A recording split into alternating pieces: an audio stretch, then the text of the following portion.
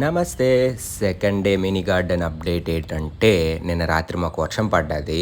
వర్షం పడ్డది కదా అని ఆల్రెడీ నిన్న విత్తనాలు కొన్నా, అనుకోకుండా కొన్నా. అలాంటిది ఈరోజు నాకు వర్షం పడిపోయింది. సో, వెంటనే మనం ఆగుతామా? వెంటనే లీఫీ వెజిటేబుల్స్ స్టార్ట్ చేసాం. సో, అందుకు ఫస్ట్ ఒక 2 బాక్స్‌లో 2 ట్రేస్‌లో గోంగూర విత్తనాలు వేసాం. అలా హోల్స్ పెట్టుకొని వేసుకోండి, చాలా బాగా వస్తది. గోంగూర విత్తనాలు ఏంటంటే ఎలా పడితే అలా జల్లేయకూడదు.